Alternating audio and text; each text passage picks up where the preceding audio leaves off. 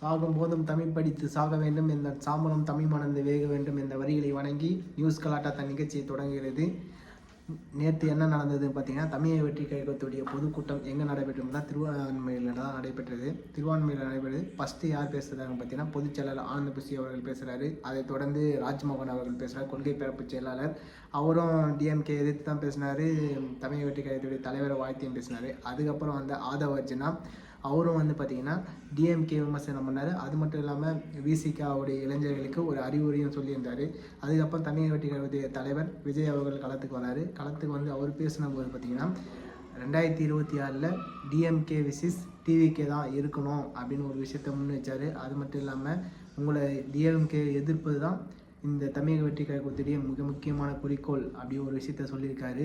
நீங்கள் மற்றது எல்லாத்துக்கும் கோவப்படுறீங்க, பெண்களுக்கான அநீதி நடக்குது, அதை வந்து எதிர்த்து கேள்வி கேட்க மாட்டீங்க, சட்டம் ஒழுங்கு சீர்கெட்டு போயிருக்கு, அதை பற்றி வாயை திறக்க மாட்டீங்க, இதெல்லாம் கேட்டால் எங்கள் மேலே கோவப்படுறீங்களே கண்டி அதுக்கான நடவடிக்கை எடுக்க மாட்டீங்க அப்படின்னு ஒரு விஷயத்த முன் வச்சுருந்தாரு. இதையும் டிஎம்கே காது கொடுத்து கேட்பாங்களா இல்லை கேட்க மாட்டாங்களான்னு தெரியல. என்ன பண்ணுறது, பொறுத்துன்னு தான் பார்க்கணும். தமிழக வெற்றி கழகத்துடைய தொண்டர்களை பார்த்து நீங்கள் போயிட்டு மக்களை களத்தில் சந்திங்க, மக்களுக்கு தேவையான பிரச்சனைகளை நீங்கள் களத்திலேருந்து தீர்த்து வைங்க. அதுக்கான எதிரொலிப்பு 2026 நமக்கு வாக்குகளாக கிடைக்கும் அப்படின்னு ஒரு விஷயத்த தொண்டர்கள் மத்தியில் சொல்லியிருக்காரு. அது மட்டும் இல்லாமல் டிஎம்கேவுக்கு ஒரு இதுவையும் சொல்லியிருக்காரு. என்னென்னா சட்டம் ஒழுங்காக சீர்கெட்டு இருக்குது, அதை சரி பண்ணுங்கள், பெண்களுக்கான அநீதி ஏகப்பட்ட இடத்துல நடக்குது, அதை சரி பண்ணுங்கள். அது மட்டும் இல்லாமல் ஜாக்டோஜியோ அவங்க போராட்டம் பண்ணுறாங்க, விவசாயிகள் போராட்டம் பண்ணுறாங்க, பரந்தூர் விவசாயிகள் போராட்டம் பண்ணுறாங்க, டங்ஸ்டன் விவசாயிகள் போராட்டம் பண்ணுறாங்க. இது எல்லாம் காது கொடுத்து கூட கேட்க மாட்டீங்க அப்படின்னு ஒரு விஷயத்தையும் முன் வச்சுருந்தார். ஏன்னா தமிழக வெற்றி கழகத்துடைய தலைவர் இதுக்காக போராட்டங்கள் ஏதாச்சும் நடைபெற்றால் அங்கே தமிழக வெற்றி கழகம் வந்து நிற்கும் அப்படின்னு ஒரு விஷயத்தையும் முன் வச்சுருந்தார் தமிழக வெற்றி கழகத்துடைய தலைவர் விஜய் அவர்கள். அடுத்ததாக எதை பற்றி பார்க்க போகிறோம்னா வீர தீர சூரன் இந்த படத்தை பற்றி தான் பார்க்க போகிறோம். இந்த படம் ஓவராலாகவே நல்ல ஹிட்டு கொடுத்துருக்கு. படம் வேறு லெவலில் இருக்குது. முதல் 3 காட்சிகளும் ரத்து செய்யப்படுது. படம் ரிலீஸ் ஆகாதான்னு தெரியாமல் தான் படத்துக்கு போனோம். பார்த்தா படம் எப்படியோ ஓரளவு ரிலீஸ் பண்ணிட்டாங்க. படம் ஸ்டார்டிங்லேருந்து எண்டு வரைக்கும் நல்லாவே இருக்குது. பார்ட் 1 பார்ட் 2 ரிலீஸ் பண்ணுவாங்க வழக்கம். இந்த படம் பார்த்திங்கன்னா மாறாக பார்ட் 2 ரிலீஸ் பண்ணியிருக்காங்க. பார்ட் 2ல் வந்து பார்த்திங்கன்னா ஆல்ரெடி பார்ட் 1ல் விக்ரம் ரவுடியாக தான் இருந்திருக்கணும். இந்த பார்ட் 2ல் வந்து பார்த்தீங்கன்னா அவன் திரிஞ்சு வாயிறான். மறுபடியும் அவன் திரிஞ்சு வாயினா ரவுடியில் திரிஞ்சு வாய விடாமல் இவனை மறுபடியும் அதே களத்துக்கு கொண்டு வராங்க. இதுதான் கதை. இந்த கதைக்கு எஸ்.ஏ. சூர்யா இவனும் எப்படி ஆப்போசிட்டாக படம் நடிச்சிருக்காங்கன்றது தான் கதையை நல்லா கொண்டு போயிருக்காரு அருண் மோகன் அவர்கள். படம் ஓவராலாக நல்ல ஹிட்டு கொடுத்துருக்கு. படம் சூப்பர். 2008 சிஎஸ்கேவை பீட் பண்ண ஆர்சிபி இப்போ 2025 17 வருஷம் கழிச்சு தோக்கடிச்சிருக்காங்க. ரொம்ப சந்தோஷமாக இருக்காங்க ஆர்சிபி ஃபேன்ஸும் சரி, ஆர்சிபியும் சரி. சிஎஸ்கே ஃபேன் கொஞ்சம் வருத்தமாக தான் இருக்காங்க, ஏன்னா இது ஹோம் கிரவுண்டில் தோற்றுறாங்க. இருந்தாலும் புள்ளிப்பட்டியில் 2வது இடத்துக்கு போயிருக்காங்க ஆர்சிபி. 7வது இடத்துல தள்ளப்பட்டிருக்காங்க சென்னை சூப்பர் கிங்ஸ். என்ன நடந்ததுன்னு பார்த்தீங்கன்னா, ஃபஸ்ட்டு பேட்டிங் ஆடின பெங்களூர் பார்த்தீங்கன்னா ஓப்பனிங்லேயே நல்லா பார்ட்டிசிபேட் பண்ணி சால்ட்டும் விராட் கோலியும் நல்லாவே ஆடினார். அதுக்கப்புறம் வந்து தேவ்தத் படிக்கல், அதுக்கப்புறம் வந்து பட்டித்தார் வந்து நல்லாவே ஆடினார். 51 ரன் அடித்தார். அவரு தான் அந்த மேன் ஆஃப் த மேட்ச் கொடுத்தாங்க. சென்னையுடைய சார்பில் யார் பார்த்தீங்கன்னா பத்திரேனா 2 விக்கெட் எடுத்தார்.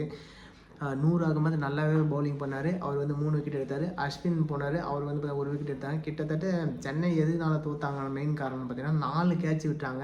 4 கேட்சை ட்ராப் அவுட் பண்ணதால் தான் சென்னை இந்த மேட்ச்சை தோற்றதுக்கான மிக முக்கியமான காரணம். 196க்கு 7 விக்கெட் எடுத்தாங்க. அதுக்கப்புறம் பேட்டிங் ஆன சென்னை 146 ரன்னுக்கு 8 விக்கெட் விட்டாங்க. இதனால தான் சென்னையில் பார்த்தீங்கன்னா யாருமே ஒழுங்காக இல்லை. எல்லாருமே பார்த்தீங்கன்னா 2 டிஜிட் நம்பர் தான். கிட்டத்தட்ட இவர் மட்டும் நல்லா ஆடினார். யார் பார்த்தீங்கன்னா கேப்டன் ருத்ராஜ் கைக்வாட் ரொம்பவே நல்லா ஆடின நினச்சேன். அவரும் ஸ்டம்ப் அவுட் ஆகு. அதுக்கப்புறம் அந்த ஜடேஜா 25 ரன் அடிக்கிறாரு. நம்ம தலை டோனி இறங்கி ஒரு 30 ரன் அடிக்கிறாப்புல. தலை வெறித்தனமாக ஆனார். லாஸ்ட்டு குணால் பாண்டியாவுடைய ஓவரை பிரித்து மேய்ஞ்சிட்டான் மனுஷன். 2 6 ஒரு 4ஓடைய மேட்சை முடித்து சென்னையில் வந்த ஃபேன்ஸுக்கு ஒரு ட்ரீட்டுன்னு தான் சொன்னோம். ஓவராலாக என்ன பண்ணுறது, 50 ரனில் ஜெயிச்சிட்டாங்க ஆர்சிபி. என்ன பண்ணுறது, ஓகே மனசை தேத்திட்டு போக வேண்டியதுதான். ஓகே. தமிழ்நாட்டில் குடமுழுக்கு நிகழ்ச்சியை தமிழில் நடத்த சொல்லி தாம் தமிழர் கட்சியுடைய வழக்கறிஞர் குழு மெட்ராஸ் ஹைகோர்ட்ஸில் ஒரு பெட்டிஷனை ஃபைல் பண்ணுறாங்க. அந்த ஹியரிங் இன்றைக்கி வந்திருக்கு. அதில் வந்து பார்த்தீங்கன்னா நீதிபதி கேட்ட கேள்விக்கு தஞ்சாவூரில் இருக்கிற கோயிலுக்கும் குடமுழுக்கானது தமிழில் தான் நடைபெற்றிருக்குன்னு அரசாணை வெளியிட்டிருக்கோம். அதே போல் பேரூர் முருகன் கோயிலையும் தமிழில் தான் அர்ச்சனை நடைபெறுது. அதே போல் தமிழ்நாட்டில் இருக்கிற எல்லா கோயிலையும் குடமுழுக்கானது தமிழில் தான் நடைபெறணும் அப்படின்னு நீங்கள் ஒரு அரசாணை கொடுங்க அப்படின்னு இவங்களை வந்து கேட்குறாங்க. அதுக்கு நீதிபதி ஏற்கனவே சுப்ரீம் கோர்ட்டில் ஒரு வழக்கு இதே போல் பிரச்சனை வந்ததால் இந்தியா முழுவதுமே சமஸ்கிருதத்தை கொண்ட குடமுழுக்கு தான் நடைபெறுது, அதனால் நம்ம இதை கொடுக்க முடியாது அப்படி ஒரு விஷயத்தை வாதிக்கிறாரு. அதுக்கப்புறம் நாம் தமிழர் கட்சியுடைய வழக்கறிஞர் குழு 50% சமஸ்கிருதத்திலையும் 50% தமிழ்லையும் கொடுங்க அப்படின்னு ஒரு விஷயத்தை கேட்குறாங்க. இதனால் கேட்ட நீதிபதிகள் சரி ஓகே 50% தமிழ்லையும் 50% சமஸ்கிருதத்திலையும் குடமுழுக்கு நிகழ்ச்சியில் நடத்தி கொள்ளுங்க அப்படின்னு ஒரு அரசாணை வெளியிட்டிருக்காங்க. இது ரொம்ப மிக முக்கியமான விஷயமாக கருதப்படுது.